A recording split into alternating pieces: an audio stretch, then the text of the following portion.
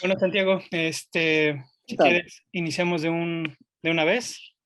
Primero, bueno, primero que nada, la realidad que describes en el Perú en Líbranos del Mar, dando cuenta de la desigualdad social, de la ruptura del núcleo familiar, de los abusos dentro de una institución con un arraigo y una autoridad en el país y en la región, como es la Iglesia Católica, bien podría ser la realidad de México o de cualquier país de Latinoamérica.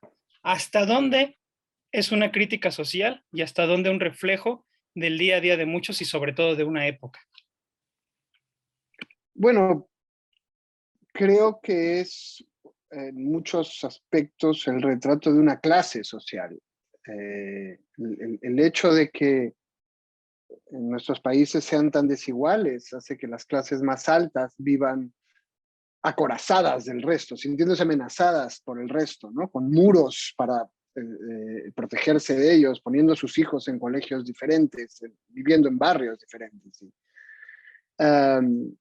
Y como son clases pequeñas, y como son católicas, porque suelen ser católicas y reivindicar esa parte de nuestra herencia, ya son como grupos muy encerrados, muy grandes. Entonces, en muchos casos en América Latina ocurre que para dar dos pasos más hacia una secta ultraconservadora hace falta muy poco. Estos chicos ya viven en un mundo muy pequeño, muy segregado, muy elitista, y sintiendo una superioridad hacia los demás, que también es lo que les da el grupo, ¿no? El sentido de ser una falange, un ejército que va a salvar al mundo de todas esas amenazas que yacen ahí afuera. La historia que narras está basada en los abusos ocurridos con el grupo sodalicio de Vida Cristiana en el Perú, pero también rememora los perpetrados por los legionarios de Cristo en México y en otras partes de la región. ¿De qué tamaño es el flagelo que ha infringido la Iglesia Católica con el encubrimiento de los abusos de menores y sobre todo con este tipo de casos en torno a este tipo de estas agrupaciones que dejan a un lado el lado religioso y parecieran más bien sectas? Bueno, lo que a mí me interesaba era no hacer un reportaje de un caso real, sino explorar ahí donde el periodismo ya no te permite llegar, ¿no? Explorar mediante la ficción y mediante la especulación, en esa zona oscura que no se ha podido documentar en ninguna parte porque no hay fuentes que te digan lo que hicieron, ¿no? Y tratar de llegar ahí a partir del conocimiento de la naturaleza humana. Y entonces eso hace que la historia la puedas leer en Australia o en Sudáfrica o en Finlandia y sentir que tiene que ver con tu mundo, que tiene que ver con cosas oscuras que anidan dentro de todas las personas. Eh, Sin embargo, evidentemente en los países católicos el, el caso los casos de este tipo se volvieron especialmente fuertes porque era demasiado bochornoso admitir lo que ocurría y entonces lo que hicieron fue saltar el silencio al siguiente nivel, ¿no? Si se entera la jerarquía, que se calle la jerarquía. Si se entera la sociedad, que se calle la sociedad. Si se enteran los medios de comunicación, que no salgan los medios de comunicación. Y entonces el silencio en torno a estas cosas empezó a inundarlo todo hasta que explotó. Creo que esa explosión también ha servido para cuestionar, yo diría que sobre todo lo que me parece más importante, que alguien hable en nombre de Dios. Creo que lo que más débiles hacía y frágiles hacía a sus víctimas, porque el abuso siempre es un daño que te hace alguien que te quiere y que tú crees que te quiere. Pero si esa persona te habla en nombre de Dios, tiene un poder sobre ti que no puede tener ninguna otra persona, ¿no? Y el hablar de estas cosas, el denunciar estos casos, el hacer público y global lo que ocurre, es lo que más ha destruido el silencio en que las autoridades, incluso las autoridades eclesiásticas, querían cubrirlo. Ahora bien, en ese mismo sentido, ¿qué se puede esperar ahora iglesia, ante este silencio que retratas a la perfección en tu novela. Desde el Vaticano buscan atender esto con una reforma. ¿Es suficiente esto? ¿Llega a tiempo? Bueno, no sé si, por lo menos es algo, ¿eh? Que es más de lo que había antes. Pero creo que también han pasado más cosas que no necesariamente salen en los periódicos. Mis hijos van a un colegio católico y hay un teléfono para cualquier tipo de sospecha o acusación. Uh, Se evitan muchas situaciones eh, que antes eran naturales, como la confesión y las situaciones en las que un chico está a solas con un sacerdote. O sea, ha habido un cambio en la mentalidad. Yo le pediría al Vaticano más, pero ha habido un cambio en la mentalidad de mucha de la gente que trabaja con los niños directamente, aunque solo sea porque sabe que su supervivencia depende de que confiemos en ellos. Y que esto es, bueno, es un torpedo en la confianza que se le puede tener a la institución, ¿no? Y es una cuestión de supervivencia. En Líbranos de Mal también abordas, lo acabas de decir tú mismo, otro aspecto que comparten muchos países latinoamericanos es la desigualdad. Tú lo plasmas a través de las diferencias que hay en cuanto Jimmy viaja del mundo en el que vive con sus abuelos hasta cuando va a visitar a su padre. Es notoria la diferencia, son circunstancias muy distintas.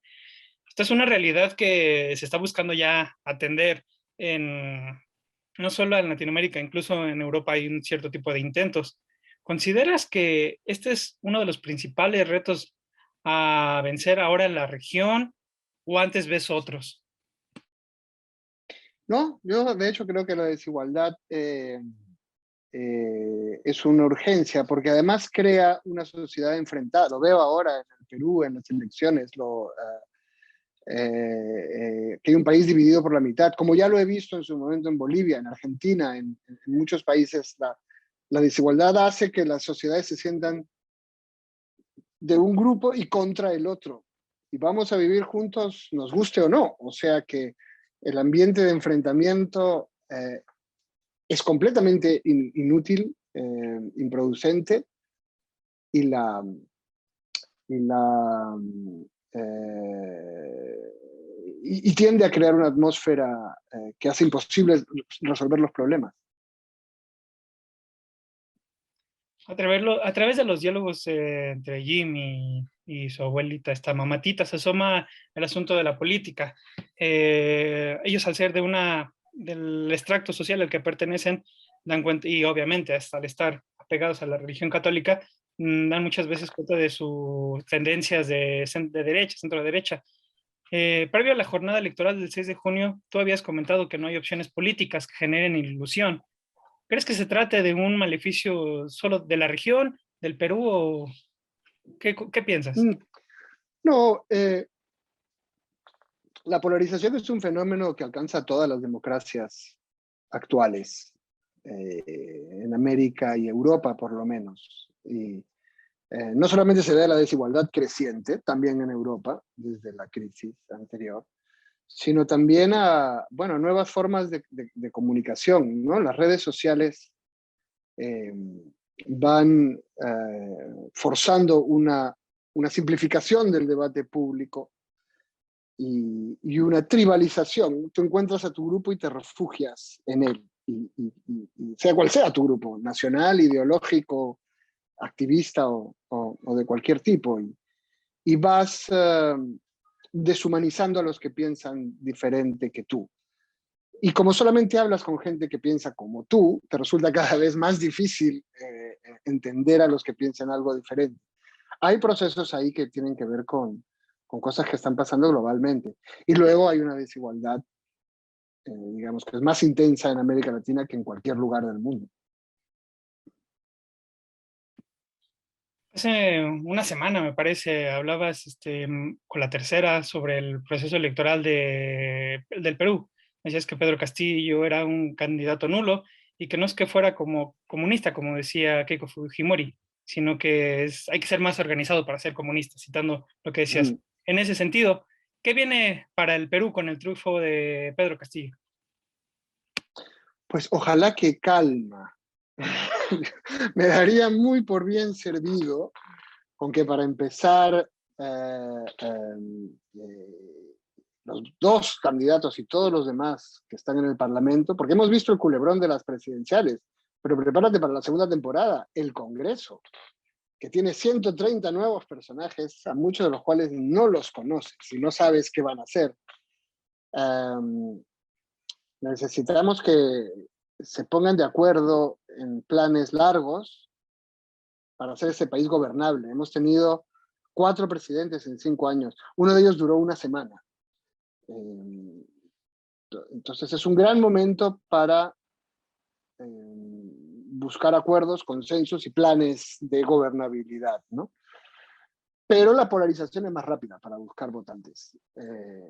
Eso es lento, complicado, el diálogo es lento, complicado, un poco mediático, y la polarización moviliza a votantes mucho más rápido. Espero que ahora que ha acabado la campaña se acabe también ese enfrentamiento histérico y constante. Dando unos pasos atrás, Santiago, y volviendo al tema, y líbranos del mal.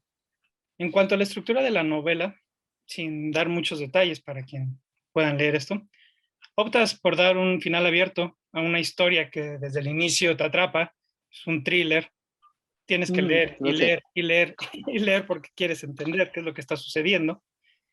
Y precisamente optas por este final que te llena de interrogatorias y dudas que ni siquiera el propio personaje central, o al menos si existe esa idea, no logra comprender del todo. ¿Cómo es que decides o por qué decides darle este desenlace a la historia que desde el inicio pareciera que planteas las interrogantes y uno va en busca de las respuestas y algunas las encuentras, pero pareciera que otras simple y sencillamente no están ahí porque ni siquiera Jimmy puede acceder a ellas? Bueno, es que yo tampoco las tengo, yo tampoco puedo acceder a ellas. Así que, como esta es una historia sobre el silencio, el lector tiene que llenar muchos de los huecos que deja. Eh, y digamos, lo cierto es que en la realidad hay muchas cosas que no sabemos. Las decisiones más importantes de nuestra vida las tomamos sin tener toda la información necesaria y sin poder tenerla. Y ese misterio, esa incertidumbre, uh, es lo que nos hace hacernos preguntas a nosotros mismos, ¿no? Al final creo que así como yo no tengo las respuestas y tengo que dármelas mientras escribo la novela, el lector tiene que darse a sí mismo sus propias respuestas. Y ha sido fascinante en el proceso de promoción del libro encontrar las diferentes respuestas que dan los diferentes lectores, ¿no? Uno me dijo algo que me impactó mucho y que no es un spoiler. Al final me dijo, lo que encuentra Jimmy es una historia de amor que en cualquier otro lugar podría haber sido normal, incluso irrelevante, pero que ocurre en el infierno y se lleva de encuentro al infierno, ¿no? Y yo no lo había pensado así, pero en efecto, funciona. Todos estos vacíos que vas dejando, cada lector los va llenando con su conocimiento propio de la naturaleza humana y de sus emociones. Y ese juego me fascina jugar con los lectores a plantearnos acertijos y resolverlos mutuamente. De igual forma, planteas una situación que creo que muchos se pueden sentir identificados, ese contraste entre la realidad que se vive en Estados Unidos y la realidad de Latinoamérica es una cuestión que creo que está muy bien plasmada, porque das cuenta de que aunque muchos de latinoamericanos, mexicanos, peruanos vayan a Estados Unidos, la realidad que se encuentran allá y la realidad que dejan atrás son muy, muy distintas. ¿Qué piensas de esto, Santiago? Bueno, creo que todos los emigrantes, y por supuesto México tiene muchísimos emigrantes justo en Estados Unidos, donde ocurre esta parte de la novela, todos los emigrantes tratamos de volver a fundar nuestra historia cuando nos vamos. A mí me pasa, vuelvo a casa, hablo con mi madre, cuento historias de mi infancia ahí con gente, y mi madre me mira y me dice, eso no fue así, ¿ah? Y lo cuenta ella, y me parece una porquería lo que cuenta. Es mucho mejor lo que yo conté. Pero al estar fuera, también reinventas tu propia historia, la acomodas al que tú quieres ser y al que vas a ser. Tienes una nueva oportunidad, no solo de vivir mejor o ganar más dinero, sino de volver a contar tu historia, volver a empezar tu historia de cero, ¿no? Y me interesa mucho el contraste entre Sebastián, que se va del país y vuelve a contar su historia y nubla todo lo que ocurrió ahí y decide que esto no se volverá a tocar.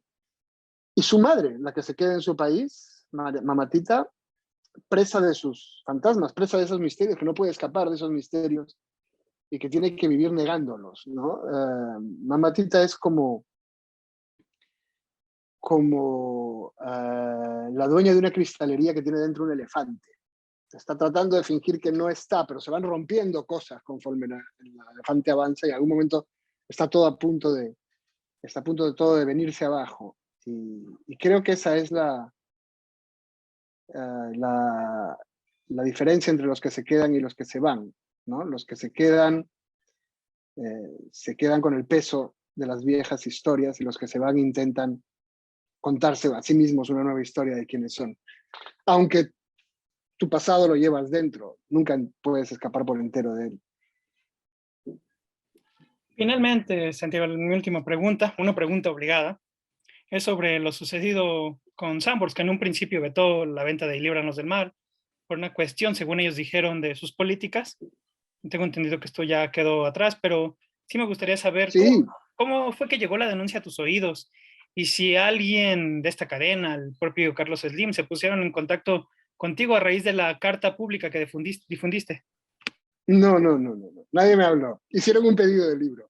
Arreglado. En silencio. Tengo que agradecerles mucho a mis lectores mexicanos, porque la carta no era más que un desahogo, ¿no? Pero el eco que le empezó a dar, que le empezaron a dar esta carta a mis lectores mexicanos, empezó a volverse muy difícil de controlar. Eran miles y miles de personas hablando de esto, y luego la prensa hablando de esto, y luego la prensa de varios países hablando de esto. Y esto es lo que lograron los lectores. Estoy agradecido y fascinado con ellos. Pero creo que plantea un debate más allá de este libro, que es quién controla lo que te llega, lo que lees. Porque no me refiero solamente a las librerías. Durante la promoción, una periodista de un medio digital me dijo algo que me impactó muchísimo. Vamos a empezar hablando de otra cosa, porque si ven de qué estamos hablando, el algoritmo va a reducir la visibilidad de la conversación. He ido descubriendo con este libro que hay muchos vetos en muchos niveles y muchas dimensiones a las cosas que tú puedes leer y por lo tanto a las cosas que tú puedes pensar, ¿no? Para mí como creador es un elogio que quieres hacer una historia inquietante, que alguien te diga, es tan inquietante que no nos atrevemos a venderla. Eso significa que está bien hecho el trabajo. Pero me interesa mucho, creo que los consumidores de redes sociales, de librerías, de centros de opinión y de información y de narración, tenemos derecho a saber con qué criterios se escoge lo que vemos, ¿no? Claro, y al final termina siendo algo irónico, como le dices, ¿no? Un libro que precisamente trata de esos silencios, de esas cuestiones que no se hablan, que no se quieren visibilizar, lo invisibilizan, precisamente por esa temática. Sí, pero a la larga, gracias a los lectores, más bien se dio más visibilidad, no solamente a la novela, sino al hecho de que estos temas incomodan y que Y creo que para eso se escriben los libros, para incomodar. Los buenos libros son los que te tocan cosas de ti mismo, de tu sociedad, de tu cultura que preferirías no ver.